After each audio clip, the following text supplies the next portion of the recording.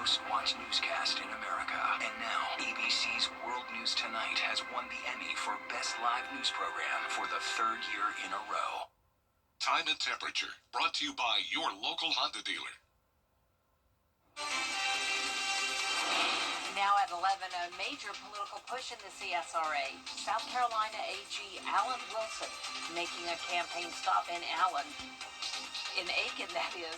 We'll hear what he's fighting for and how he plans to do it. Plus, some parents wanting funding restored to an Augusta nonprofit, asking city leaders to reconsider the newly approved budget. And flu cases rising around the country. A local doctor's advice about healthy living and staying healthy. As your news at 11 starts now. Live from Television Park, this is WJBF News Channel 6 at 11.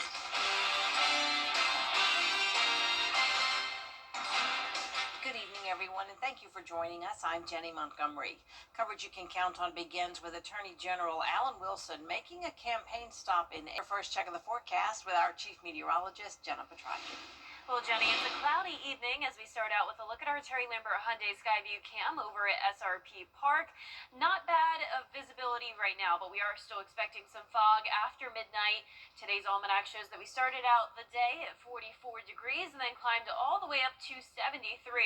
Big difference from our average of 59 degrees. Now, around the CSRA, we're not even at 59 yet, at least in most places. Thompson and McCormick, you're at 59, but still at 62 in Augusta and Aiken. Wrightsville at 60, 58 in Crawfordville, and 60 in Edgefield. For satellite and radar, you can see the cloud cover across the majority of the region. Winds are coming out of the southeast, very light, only up to around 7 miles per hour. And we continue to have this southerly flow, and that's bringing some higher dew points, mid-50s to lower 60s. And for tomorrow morning, fog expected. Temperatures getting down to around 55, and then looking ahead, it's going to be a dry day tomorrow, but cloudy again, and then we'll see that rain chance on Saturday, followed by the big cool down on Sunday. I'll have more details on your forecast coming up, but back to you, Jenny. All right, thanks, Jenna. A woman has been arrested after allegedly leading deputies on a vehicle pursuit through Augusta Wednesday evening. It started as a seatbelt violation, but deputies said a pit maneuver was conducted to end the chase. It happened near the off-ramp of John C. Calhoun Expressway at Green Street. The woman's vehicle ended up flipped on its side. Sheila Downs was taken into custody and transported to the hospital. Once released, she was taken to the Webster Detention Center. It is the light at the end of the tunnel for the group reviewing the fog expected tonight, and it will be overall a pretty cloudy day on Friday and Saturday, and eventually we'll see those storms come in on Saturday, along with some showers. Then much cooler air is moving in next week. I'll have all the details when we return.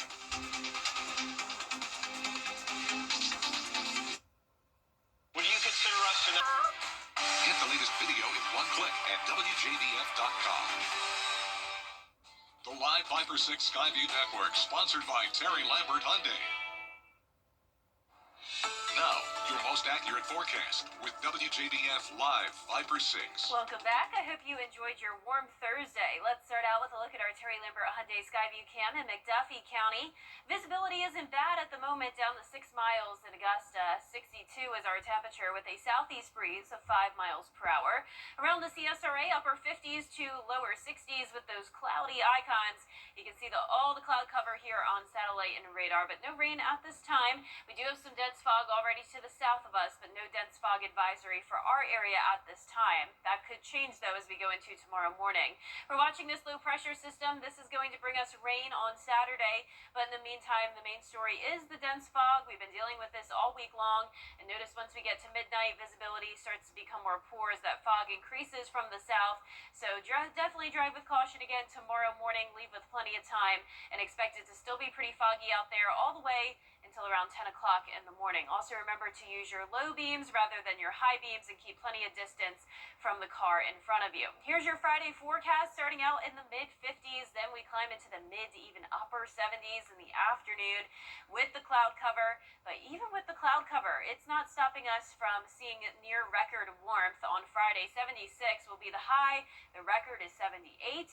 And then notice we're getting even warmer on Saturday, forecasting 79 degrees. Now with this unusual unusual warmth in the south for the month of January, it is leading to a threat of severe weather. So we do have that slight risk of it for Alabama down to Louisiana, and this is for tomorrow. Then once we get to Saturday, notice parts of the CSRA under that marginal risk of severe weather. So a lower threat, and it's not for the entire area because it is very likely that the storms will weaken as they move across the CSRA. But from around 1 p.m. Saturday to 8 p.m., we're expecting rain and storms, some gusty winds. Of course, we also have the dense fog in the morning with the near record high. So a lot to talk about here. Now, luckily, this parent low pressure system that's all the way up to the north is why we're expecting a weakening cold front. And if this low pressure was closer to our area, the front would be stronger. But since it's so far away, this system will be losing a lot of its strength. But keep in mind, with it being so warm throughout the day on Saturday, that does provide us some instability.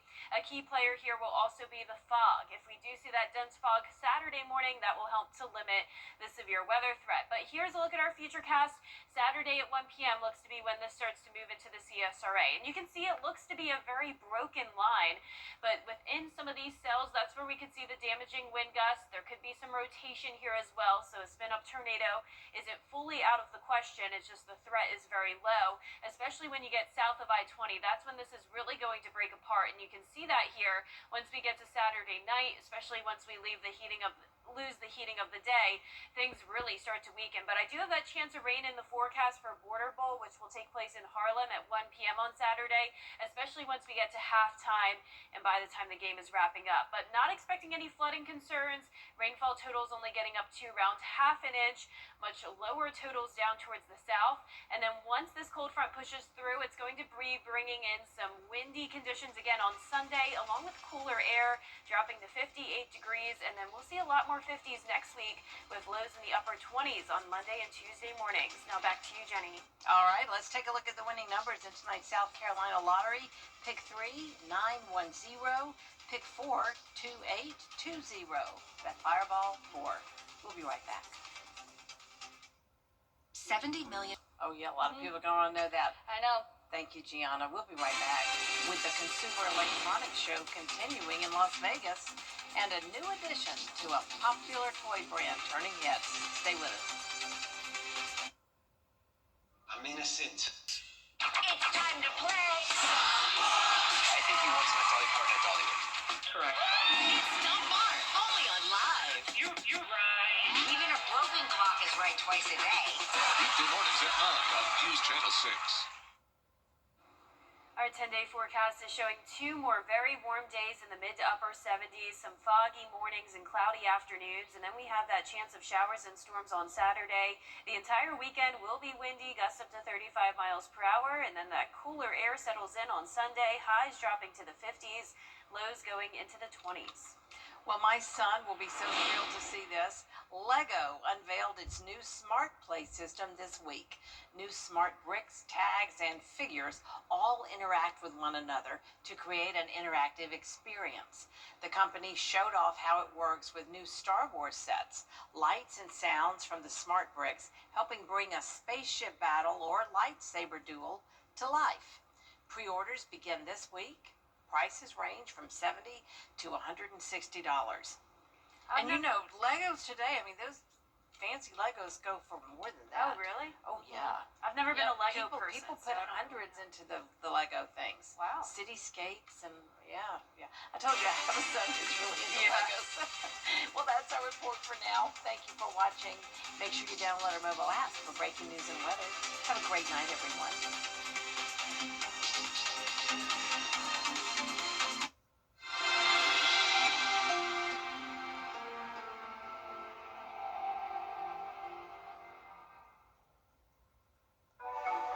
January is National Blood Donor Month.